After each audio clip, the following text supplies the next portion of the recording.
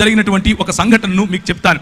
ఒకానొక సమయంలో, లేకపోతే నేను మా నాన్నగారు క్రైస్తవులు కాదు, కానీ మా అమ్మ క్రైస్తవురాలు.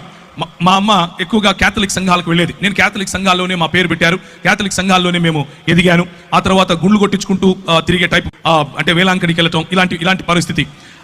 నేను చిన్నతనంలోనే తల్లిని విడిచి హాస్టల్కి వెళ్ళిపోవటం, అక్కడ ఉండటం. ఆ తర్వాత 10వ తరగతి మా ఊరు కడప, మా ఊరికి తిరిగి రావటం. ఆ ఊరిలో భయంకరమైనటువంటి అల్లరి, భయంకరమైనటువంటి గొడవలు, భయంకరమైనటువంటి ఫ్యాక్షనిజంలో పడిపోవటం. అలా పడిపోయిన తర్వాత ప్రభువు నన్ను రక్షించటం, నీవు లోకమునకు వెలుగై ఉన్నావు అన్నటువంటి మాట చేత నా జీవితాన్ని మార్చటం.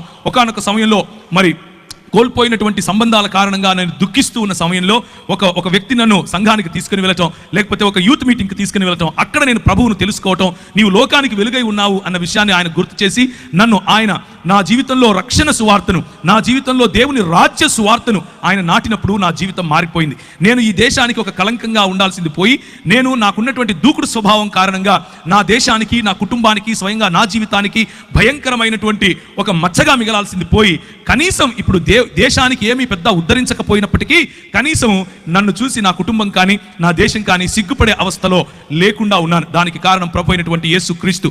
అలా నా జీవితాన్ని కొనసాగించే సమయంలో నేను వాడేటటువంటి డ్రగ్స్, నేను తాగేటటువంటి